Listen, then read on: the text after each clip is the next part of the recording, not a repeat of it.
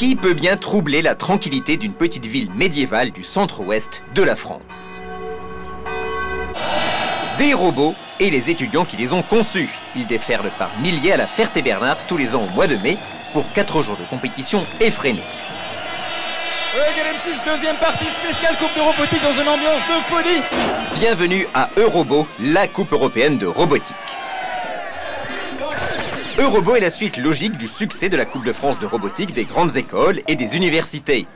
Créée en 1994, cette compétition s'adresse aux étudiants et aux passionnés de robotique.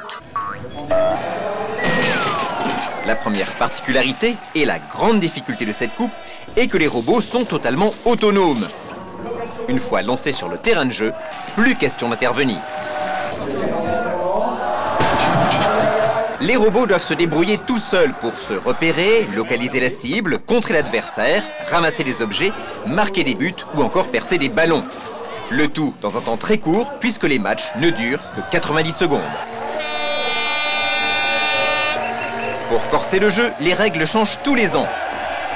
En fonction de l'actualité du moment, la compétition a opposé des robots footballeurs, des robots basketteurs, des robots conquérants de planètes, des robots chevaliers qui partent à l'assaut de châteaux forts, ou encore des robots sumo lors de la toute première édition de la Coupe de France.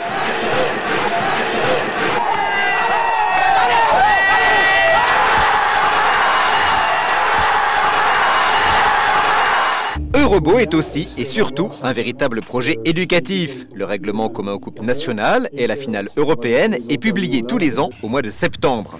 Les étudiants disposent donc de 9 mois pour mettre au point leur robot. Ainsi, la fabrication du robot peut devenir un élément du programme d'enseignement sous la direction des professeurs.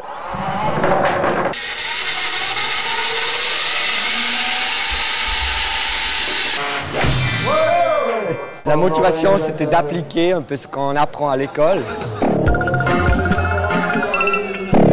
Pouvoir faire un robot qui bouge et le présenter à ce spectacle ici en France, qui est vraiment sympa. Pour les Italiens, c'est encore plus important.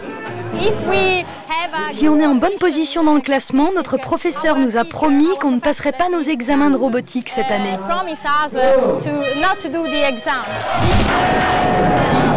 Au-delà de la compétition, ces rencontres favorisent les échanges entre les différentes équipes nationales.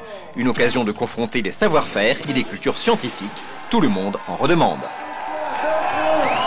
C'est une grande expérience, on en apprend beaucoup. Pour nous, c'est vraiment génial. C'est très bon pour les scientifiques d'être devant un public. Beaucoup de personnes s'intéressent à la robotique et ça amène un public plus large aux sciences. J'aime beaucoup être ici en France. On a voyagé 14 heures en voiture pour venir. Il y a tellement de monde ici, alors ce qui compte, c'est qu'on soit là. C'est le plus important. Mais vous espérez gagner? Bien sûr. Même le prestigieux MIT, l'Institut de technologie du Massachusetts, aux États-Unis, est venu se confronter aux Européens. On voulait construire un robot intéressant, prendre du plaisir à le concevoir, et puis c'est sympa de rencontrer des personnes d'autres pays et de comparer nos techniques. Chaque année, Eurobo accueille un maximum de 3 équipes par pays participant. La présélection des équipes s'effectue par des coupes qualificatives nationales qui se déroulent déjà en Espagne, en Belgique, en France, en Serbie-Monténégro, en Suisse et bientôt dans d'autres pays européens.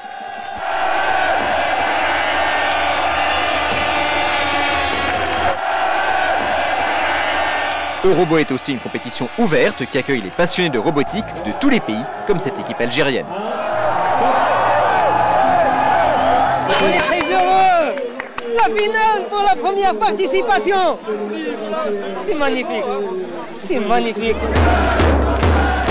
Le règlement est très précis sur les buts à atteindre ou encore sur les dimensions de la table de jeu ou des robots.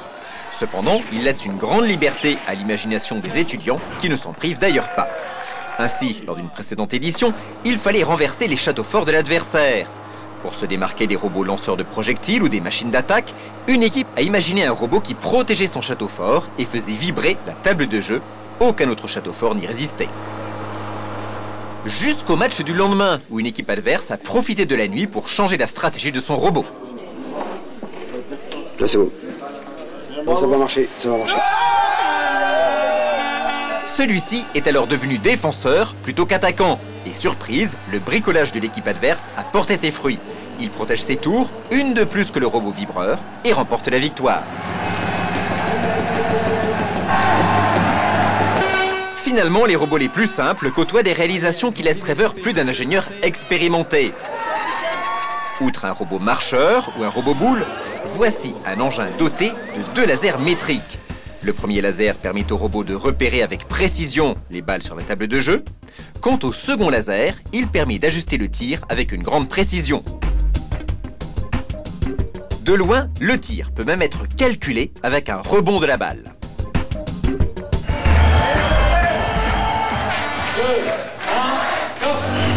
Depuis le début d'Eurobo, ce sont plus d'une vingtaine de pays qui ont pris part à la compétition. Grâce à son projet éducatif, Eurobo n'est pas uniquement la grande rencontre annuelle scientifique et technique des étudiants des grandes écoles et des universités européennes. C'est aussi un forum permanent qui vit toute l'année au rythme des échanges sur Internet via un site dédié.